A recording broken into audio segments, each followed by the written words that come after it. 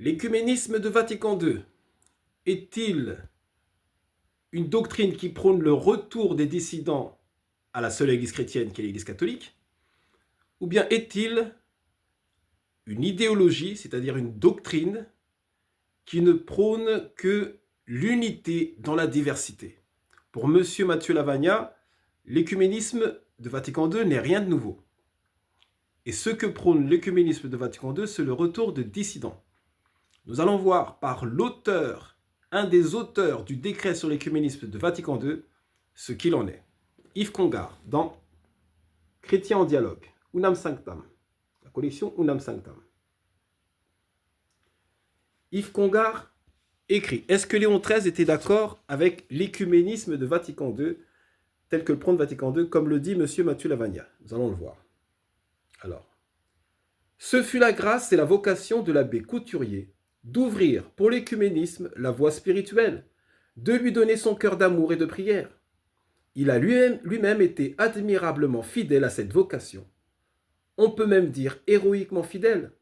C'est lui qui a transformé l'octave de prière, c'est-à-dire l'octave de Léon XIII, puisque Léon XIII avait fait une octave de prière, une semaine de prière, pour le retour des dissidents. Mais l'abbé Couturier a transformé l'octave de prière, qui risquait de demeurer une prière des catholiques pour le retour des autres, donc voilà ce que qu'était l'octave des prières, en semaine d'universelle prière pour l'unité des chrétiens. Nous voyons donc que l'unité des chrétiens, selon Vatican II, a été transformée par l'abbé Couturier, comme nous dit Yves Congar. Et que si Léon XIII était d'accord pour un certain œcuménisme, si on veut absolument employer ce mot, c'était un œcuménisme du retour des dissidents. Mais ici, Yves Congar nous parle d'unité des chrétiens. Il continue. Il a mis en avant toute la conversion du cœur et l'effort de chacun vers la sainteté, dans la fidélité et la connaissance de Christ qu'il avait dans son Église. Cette conversion et cet effort s'exprimaient d'abord, s'agissant d'une recherche d'unité, à partir d'une situation de division, dans un sentiment de pénitence et dans l'imploration du miracle de la réunion, que Dieu seul pourrait opérer en nous convertissant tous à soi. Voyons donc que l'écuménisme de Vatican II, comme nous le cite Yves Congar, n'a rien à voir avec le retour des dissidents, mais l'unité à partir d'une situation de division.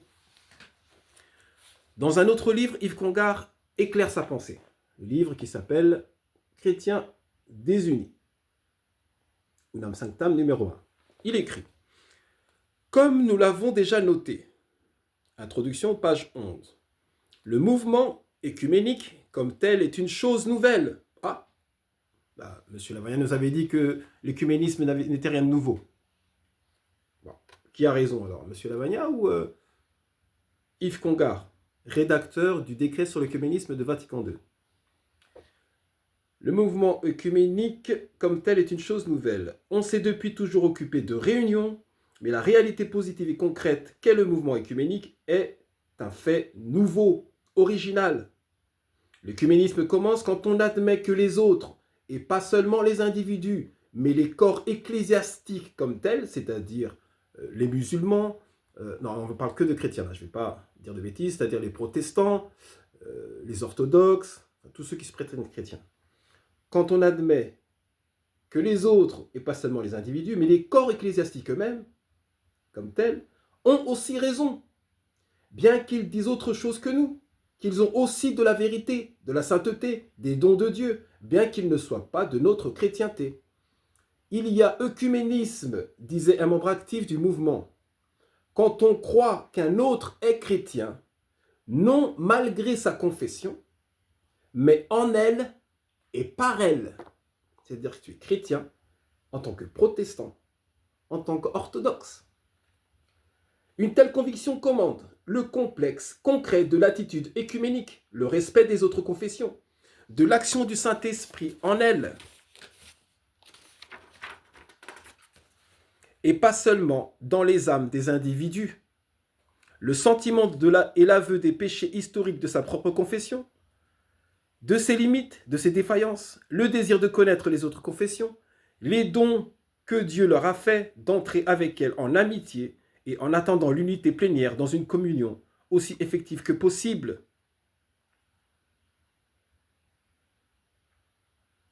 On peut d'abord considérer qu'aucune église n'est en elle-même la véritable église, nous dit Yves Congar, et que ce qui est vrai, ce n'est aucune des églises effectivement existantes, mais tout simplement le christianisme et finalement le Christ. Or, dans le christianisme qui a une réelle unité et dans le Christ qui est unique, tous les chrétiens sont déjà effectivement un.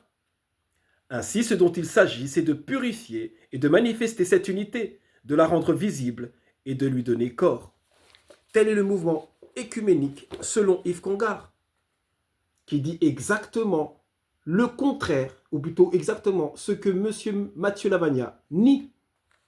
L'œcuménisme de Vatican II n'est pas un retour des dissidents, mais de considérer que les autres communautés chrétiennes sont vraies, sont dans le Christ, que nous sommes déjà unis dans le Christ, et qu'il s'agit, par le dialogue, de manifester cette unité dans le concret, puisque, en théorie, dans l'abstrait, nous sommes déjà tous chrétiens, nous sommes déjà tous un, nous sommes déjà tous sauvés.